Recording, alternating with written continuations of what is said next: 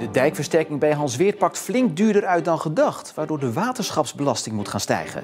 Maar als het aan het waterschap ligt, gaat dat niet bij elke tegenvaller gebeuren. Hoe we dit regelen in Nederland, dat we dat wel anders moeten gaan oppakken. Want wij kunnen niet voor ieder project dit op deze manier gaan doorrekenen. En verder in deze Zeeland nu vandaag. Natuur gevoeliger voor stikstof dan gedacht. En zwemplezier wordt verstierd door dode vissen.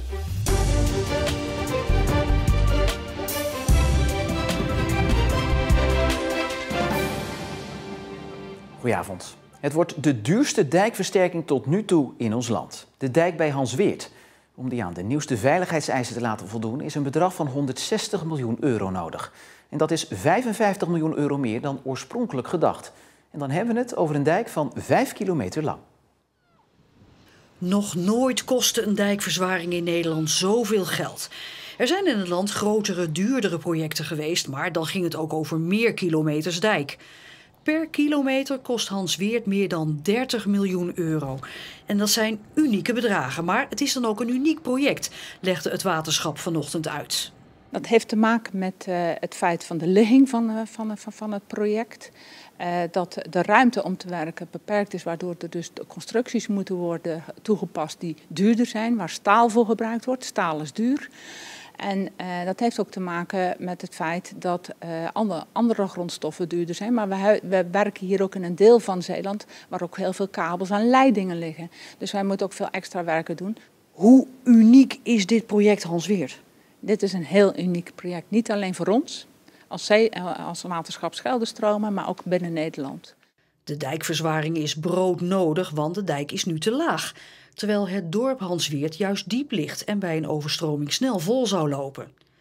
Waterschap Scheldestromen hoeft maar 10% van die 160 miljoen van de dijkverzwaring zelf te betalen. Het meeste komt voor rekening van het Rijk en de Unie van Waterschappen. Maar 10% is in dit geval 16 miljoen en daar moeten de Zeeuwen ook aan mee gaan betalen. Ja, we gaan dat in de begroting verwerken en dat gaat uiteindelijk wel resulteren, dit project, ook in een belastingverhoging in de komende jaren van 1%. Maar dat is ook voor ons aanleiding. Van dit project leren we ook heel veel. Dat we hoe we dit regelen in Nederland, dat we dat wel anders moeten gaan oppakken. Want wij kunnen niet voor ieder project dit op deze manier gaan doorrekenen. Daar willen we echt wel voor zorgen dat dat betaalbaar blijft naar de toekomst toe. Door de versteviging is het overstromingsgevaar in Hansweert straks gereduceerd tot eens in de 100.000 jaar. Het werk duurt tot 2027. Een aantal Zeeuwse natuurgebieden is gevoeliger voor stikstof dan tot nu toe werd gedacht. Dat meldt de NOS op basis van een onderzoek dat later deze maand verschijnt. Het gaat onder meer om het verdronken land van Saaftingen en een aantal kleinere gebieden langs de kust. Die nieuwe informatie zou ervoor kunnen zorgen dat de stikstofnormen in die gebieden aangescherpt moeten worden. Stikstofminister Christiane van der Wal geeft aan dat er per gebied gekeken moet worden wat dit betekent voor de normen. De Westerschelde is gewond en moet snel genezen. Daarom werd er vanochtend een bijzondere ceremonie gehouden. En die ceremonie werd door 2 inheemse vrouwen uitgevoerd. Wij maken ons met heel veel mensen heel erg zorgen om haar, omdat ze heel erg onder druk staat. Je kunt het achter ons zien, je ziet de industrie, je weet dat er PFAS in geloosd wordt, afvalwater. Dus er wordt enorm veel gebruik van haar gemaakt en ze lijdt echt, ze is ongezond. En dat is ook onze leefomgeving. En als daar bewustzijn voor komt, dan is het een hele mooie stap. Volgens aanwezigen een mooi initiatief dus en zeer zeker geen druppel op een gloeiende plaat. Dat is het nooit, hè? Want elke druppel heeft ergens effect. En dat zie je hier al. Hier komen toch weer mensen op af. En het gaat erom, vind ik ook, dat mensen hun verantwoordelijkheid nemen. En volgens mij is iedereen diep in zijn hart, houdt van deze aarde en van zijn medemens. En ja, laten we er wat mee doen. En dat is nog wel een stapje hier en daar te gaan. In het Nauw van Bad is afgelopen nacht een Italiaans vrachtschip vastgelopen. Het schip was onderweg van Antwerpen naar Zeebrugge toen het rond 4 uur vanmorgen vastliep. Met behulp van een aantal sleeboten is het schip uiteindelijk losgekomen. Maar daarmee was het verhaal nog niet ten einde. Want het schip mocht niet meteen doorvaren, maar op toestemming wachten van de autoriteiten. Daarom lag het schip lange tijd te wachten op de Westerschelde ter hoogte van de Belgische grens. En in de loop van de ochtend is het schip uiteindelijk voor reparatie terug naar de haven van Antwerpen gevaren. Marten Kroese, de nieuwe directeur van ziekenhuis ADRZ in Goes, wil vol inzetten op regionale samenwerking. Het is de bekende tromgeroffel. Het woord samenwerking nemen zorgbestuurders immers al jaren in de mond. Maar Kroese verwacht dat er ook daadwerkelijk veel gaat veranderen. Martin Kroese zegde zijn baan op als ziekenhuisdirecteur in Eindhoven en koos voor Goes. Zijn eerste 2 maanden zitten erop. Eerste ambities zijn gesteld. Meer samenwerking, dat wordt zijn wapenspreuk. Ik zie het, maar goed, dat zie je ook wel aan me. Ik denk dat dat enorm kansrijk is. Hij vindt Zeeland een opmerkelijke regio en is blij verrast. Ik denk dat het mooi is, en dat heb ik ook duidelijk al ervaren in deze eerste weken dat ik er ben, dat we wat dat betreft in Zeeland voorop lopen om aan regionale samenwerking te doen. En ik denk dat we ons dat ook in Zeeland moeten beseffen, dat we daar gewoon in voorlopen. Samenwerking voor betere zorg in Zeeland. Het is en was het parool van veel zorgbestuurders. Al meer dan 10 jaar wordt erover gepraat. Vooral veel gepraat. Ondertussen was het toch vooral ieder voor zich. Wat ik bespeur, dat de teneur is, de tijd van praten is wel voorbij. We gaan nu ook mouwen opstropen. Dat geeft mij wel enorm veel vertrouwen. Dat we hier ook de goede dingen kunnen gaan doen. En wat patiënten daarvan gaan merken? Volgens hem heel veel. Nou, eigenlijk gebeuren er al dingen. Er is bijvoorbeeld zogenaamde meedenkconsulten. Dat zijn eigenlijk consulten die vanuit het ziekenhuis in contact met de huisarts worden opgezet om te kijken van, goh, is het nou inderdaad nodig om een patiënt door te verwijzen vanuit de huisarts? Of kan je ook al meedenken om al iets te doen zonder dat de patiënt wordt doorverwezen? Nou, dat is een hele concreet voorbeeld van wat voor dingen je dan zou willen doen. En zo komen er nog een heleboel meer, is mijn overtuiging. Martin Kroese, de nieuwe kapitein van ziekenhuis ADRZ. Hij heeft zijn koers uitgezet. Nu nog alle golven trotseren.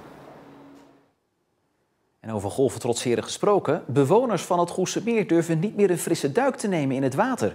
Dit omdat het water achter hun huizen niet meer zo fris is. Sinds een paar weken liggen er in het meer grote hoeveelheden dode vissen, rottende algen en troebel water met een bruinrode gloed. En klagen bij de gemeente Goes heeft vooralsnog niks uitgehaald. Normaal, als je hier zo het meer op kijkt, zie je suppende mensen, surfers, kano en mensen in bootjes varen. En er wordt veel gezwommen. En nu is het gewoon akelig stil. Bewoners van het Goesemeer maken zich zorgen over de waterkwaliteit. Overal drijven dode vissen door zuurstoftekort. Als bewonersvereniging hebben we echt tientallen berichten gekregen van bezorgde bewoners. Ook heel veel foto's van dode vis. Dus echt wel een zorg in de wijk dat de waterkwaliteit niet voldoende is. En dat is iets wat afgelopen jaren al speelt.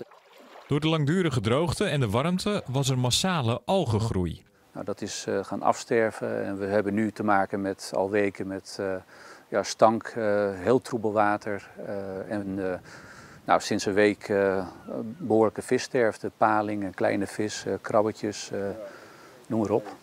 De bewoners hebben wel een idee wat de oorzaak van de slechtere waterkwaliteit kan zijn. Het sterke vermoeden is dat dat te maken heeft met de aanpassing aan de sluis. Voor die aanpassingen werden soms de sluisdeuren opengezet om zoutwater binnen te laten en het kanaal op peil te houden. En dat is natuurlijk een enorme verversing van het water. Dat is niet meer mogelijk om veiligheidsredenen, dat is een eis van het waterschap.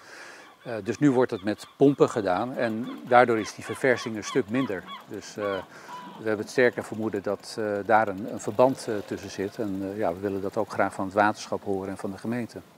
Op de vraag of de sterfte inderdaad komt door veranderingen bij de sluis geeft het waterschap geen antwoord. Voor wat betreft de waterkwaliteit laat het waterschap weten: de waterkwaliteit is recentelijk nog gemeten. De kwaliteit is voldoende om te zwemmen.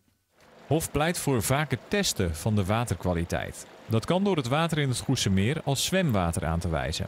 De gemeente geeft ook scholen toestemming om hier zwemles te geven op het meer. Er vindt een zwemwedstrijd plaats binnenkort. Maar ook zullen andere maatregelen moeten worden getroffen, denken de bewoners. Tot die tijd zullen zij waarschijnlijk geen duik nemen. Ja, dat moet iedereen zelf weten. Ik zou zelf niet in het water zwemmen.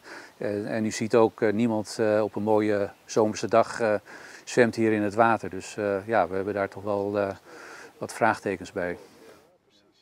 Ja, en morgen is de Ganzentrek, een zwemwedstrijd voor jong en oud in het kanaal van Goes. Pal naast het Goesemeer, maar die wedstrijd gaat vooralsnog gewoon door. Veel zon weer vandaag, maar ook afgewisseld met bewolking. Het werd zomers warm met maximaal 27 graden.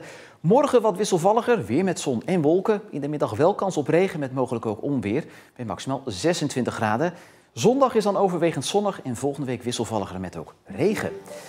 Ja, regen. Geen idee meer wat het is, maar dat gaan we volgende week dus vanzelf meemaken. En tot zover deze Zeeland Nu voor vandaag. Nog een fijne avond, goed weekend en graag tot morgen.